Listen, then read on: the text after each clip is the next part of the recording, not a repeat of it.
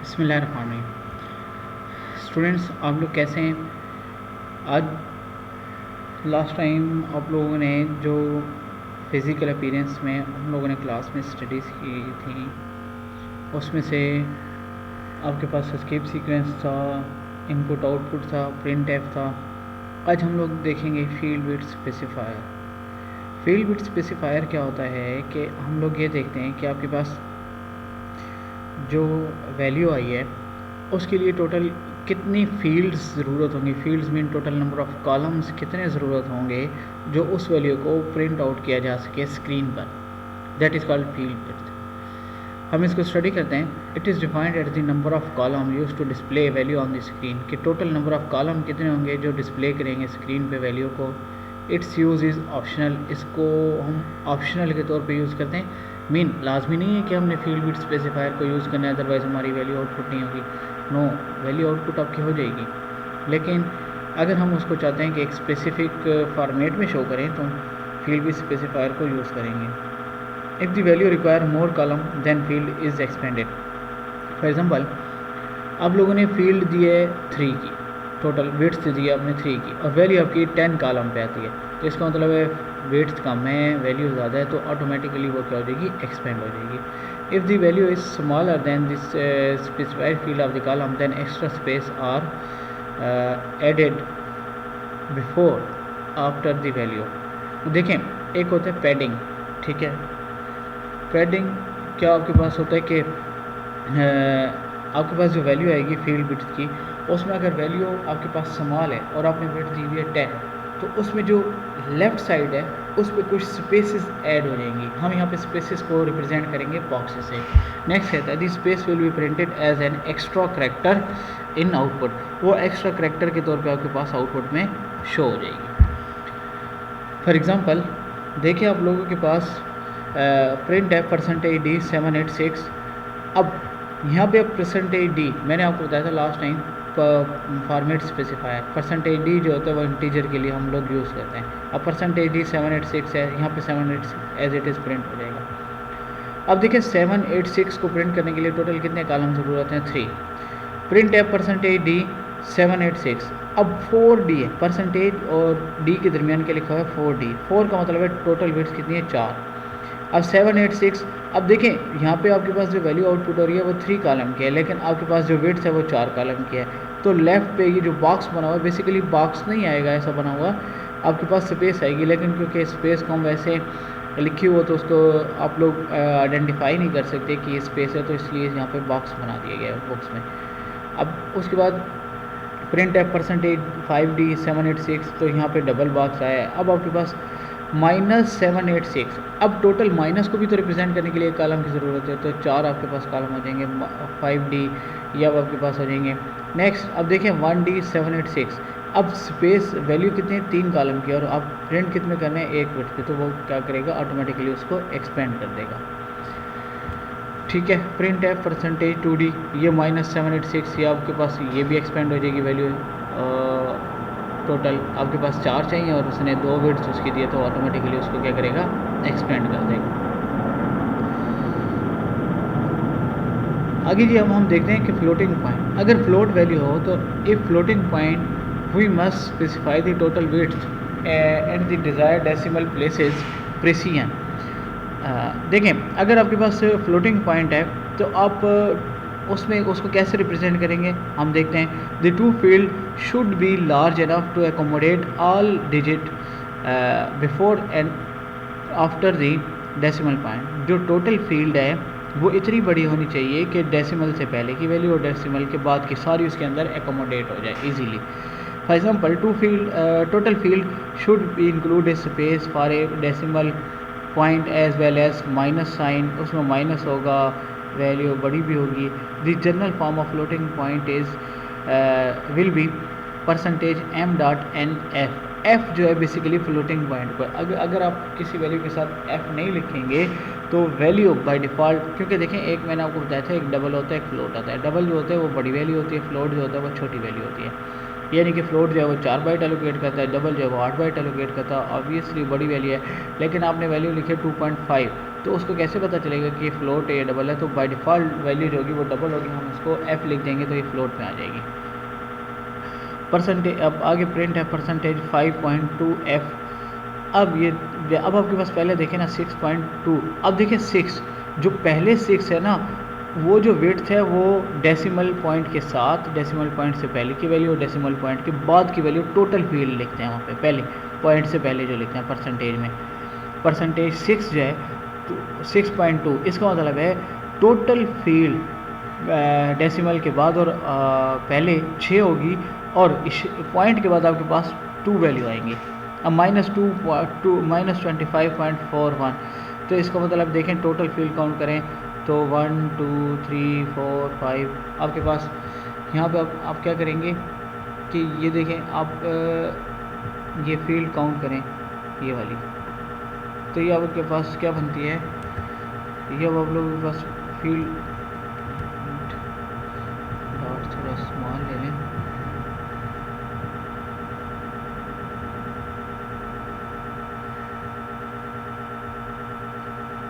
ये वो आपके पास फील्ड है ना ये।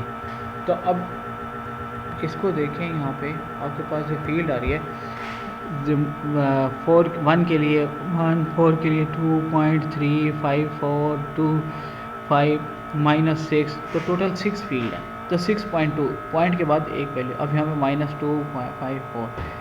अब आगे आपके पास है प्रिंट है 5.2f, तो यहाँ पे आपके पास 3.1415, तो इसमें भी आपके पास टोटल फील्ड आपके पास देखें। अब पॉइंट के बाद 2 रिप्रेजेंट करने वाली थी, टोटल फील्ड कितनी दे रहा है 5। अब पॉइंट से पहले वैल्यू 3 है यानी कि 1 है, और पॉइंट 2 हो गए, फिर 1 3 हो गए, 4 जो है वो टोटल 4 आपके पास वेट्स हो गए। वहाँ पे वेट टोटल कितनी दे रहा है वो 5, तो एक बॉक्स प्रिंट हो जाएगा आपके पास। ये देखें यहाँ पे आपके पास ये आपके पास क्या गया, एक बॉक्स आ गया ना, और 3.54, ये बॉक्स जो बेसिकली स्पेस को रिप्रेजेंट कर रहा है। ये इसी तरह 1 बाय 1 ये सारे आपके पास उसी तरह वर्क करेंगे। आगे देखते हैं जी, अभी एक आपके पास प्रोग्राम है आगे जी। What are escape sequence? Escape sequence क्या होते हैं? एस्केप सीक्वेंस क्या होते हैं कि जो आपके पास ना, आपके पास आउटपुट की फॉर्मेटिंग में हम लोग यूज़ करते हैं, उनको क्या कहते हैं, एस्केप सीक्वेंस। जो आउटपुट की फॉर्मेटिंग में यूज़ होते हैं वो क्या कहलाते हैं आपके पास, escape sequence. These are character which are use to control output on the output devices. ये जो है आपके पास आउटपुट डिवाइसेस में आउटपुट को कंट्रोल करने के लिए यूज़ होते हैं। These character are not printed on the output. अच्छा, ये जो आपके पास करेक्टर्स हैं ना, जो एस्केप सीक्वेंस में हम लिखेंगे, आगे देखते हैं हम, तो ये आपके पास आउटपुट में प्रिंट नहीं होंगे। An escape sequence is a, अब इसको एस्केप क्यों कहते हैं, क्योंकि बैक स्लैश होती है, तो इस वजह से इसको एस्केप सीक्वेंस कहते हैं। अब an escape sequence is combination of back slash and single character. इसमें बैक स्लैश होती है और सिंगल करेक्टर होता है। Back slash is also called control character, इसको कंट्रोल करेक्टर भी कहते हैं। And a single character after back slash is called code character. Single character जो बैक स्लैश के बाद होता है उसे कोड करेक्टर भी कहते हैं। These are use in control string, ये कंट्रोल स्ट्रिंग में यूज होते हैं। These character cause a different meaning from normal interpretation. इसकी जो मीनिंग होते हैं ना, वो आम इंटरप्रिटेशन जो होती है ना उससे थोड़े डिफरेंट होते हैं। फॉर एग्जांपल देखें, पहले आप लोगों के पास है /n, तो /n आप लोगों के लिए आपके पास कैसे यूज़ हो रहा है, न्यू लाइन के लिए। इसी तरह आपके पास है /t, तो ये टैब के लिए यूज़ हो रहा है। ये /b है, ये बैक स्लैश के लिए यूज़ हो रहा है, बैक स्पेस के लिए। बैक स्पेस क्या करता है, एक रिमूव कर देता है। टैब क्या होती है, टैब जो होती है, वैसे तो आपके पास कीबोर्ड वगैरह पे ना एक बड़ा सा बटन होता है, नीचे वो स्पेस होता है, एक दफ़ा प्रेस करें। अब जो टैब होती है वो 8 स्पेसिस के बराबर होती है। /r जो होता है आपके पास कैरेज रिटर्न होता है, यानी कि कैरेज रिटर्न क्या होता है कि जिस लाइन पे आपके पास कर्सर होगा उस लाइन के बिल्कुल स्टार्ट पे आ जाता है। /f जो होता है आपके पास फॉर्म फीड कर देते हैं, एक ब्लैंक पेपर इसमें इंक्लूड कर देगा आपके आउटपुट में। अगर आपने कामा लगाना है तो /apostrophe लगाएंगे तो सिंगल कोट लग जाएंगे।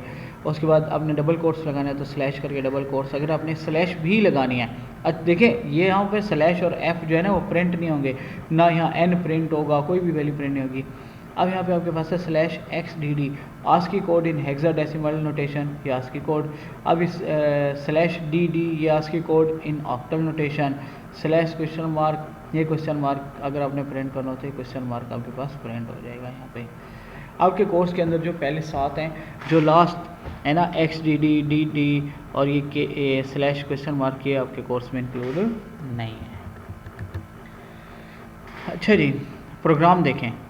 अब आपके पास लिखा हुआ है ना print F name slash T roll number slash T marks. अब देखें पहले नेम आया, स्लैश टी ने देखें ये इतनी सारी स्पेस दे दी, फिर रोल नंबर आया, फिर उसने आपके पास स्पेस दे दी यहाँ पे।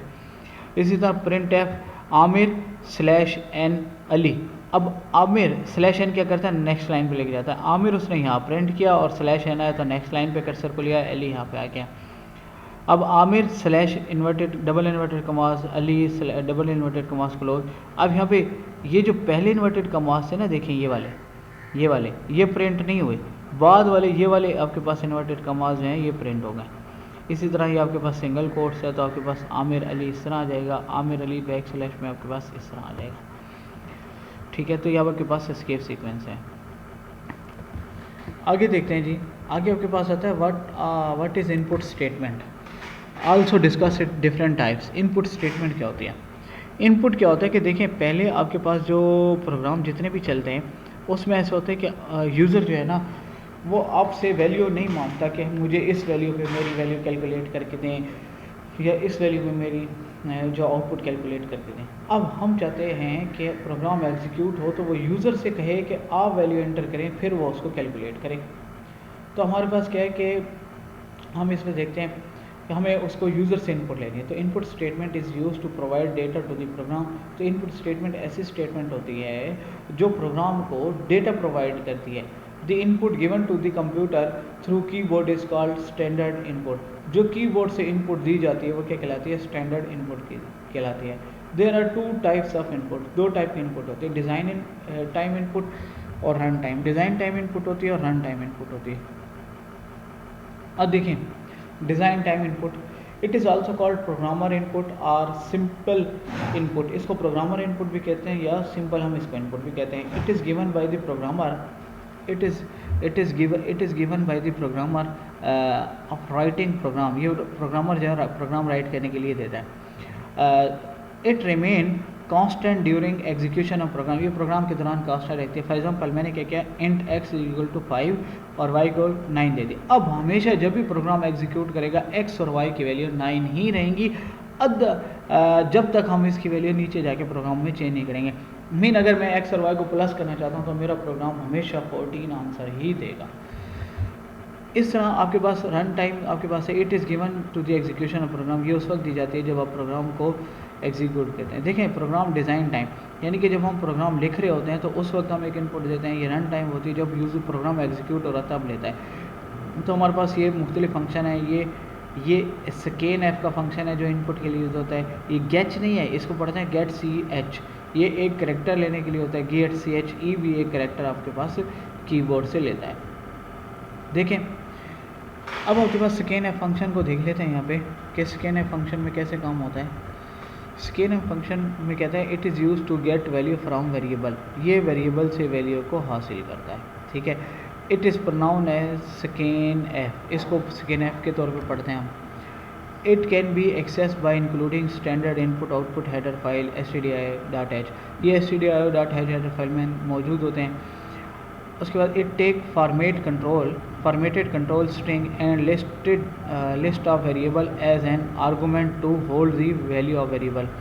ये फॉर्मेटेड कंट्रोल को यूज़ करते हैं और लिस्ट ऑफ वेरिएबल्स को जो आपके पास वैल्यू को होल्ड करेंगे। Scan f require address of the variable to store the value. Scan f जो है वो उसको एड्रेस चाहिए होता है कि जिस वेरिएबल में आपने वैल्यू स्टोर करनी है उसका एड्रेस देने हैं। एम्परसेंड साइन, ये जो एड्रेस ऑपरेटर जिसे हम एंड पढ़ते हैं, तो address operator is use before the value of name of address operator. जो भी आपके पास जो हम एम्परसेंड साइन है उसे एड्रेस ऑपरेटर के तौर पे यूज़ करते हैं। If address operator is submitted the scan F function, अगर उसको स्कैन एफ फंक्शन से उसको निकाल दिया जाए, will not locate the variable in memory, तो मेमोरी में वेरिएबल को फाइंड आउट नहीं कर सकता। Scan F list of format specifier, ये देखें आपके पास स्कैन एफ में ना आपके पास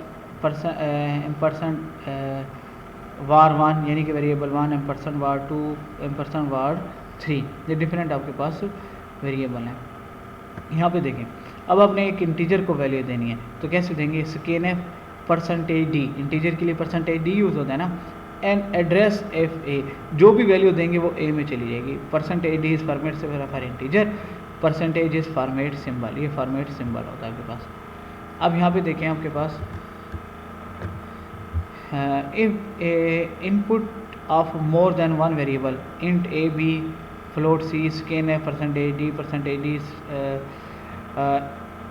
address of A, address of B to get value of A and B at run time। A और B की वैल्यू रन टाइम पे एग्जीक्यूट करने के लिए scanf percentage F and C to get value from, ये character के लिए। देखें आपके पास अगर इंटीजर में वैल्यू लेनी है तो परसेंटेज डी, आपने फ्लोट वैल्यू लेनी है तो परसेंटेज F। अब ये अपने डिफरेंट वैल्यू लेनी है तो परसेंटेज डी जो पहला है वो A के लिए है, परसेंटेज F जो है वो किसके लिए, C के लिए है, और परसेंटेज डी जो है वो किसके लिए, B के लिए। तो जितने नंबर ऑफ वेरिएबल को आपने वैल्यू देने उतने ही को अपने यहाँ पे scanf में अपने उसके साथ फॉर्मेट स्पेसिफायर उतने ही मेंशन करने। चलें बच्चे, थैंक यू। इंशाल्लाह हम लोग अब कल नेक्स्ट क्लास स्टार्ट करेंगे। नेक्स्ट कोई क्वेश्चन हो तो आप लोग मेरे से कंसर्न कर सकते हैं। थैंक यू, अल्लाह हाफिज़।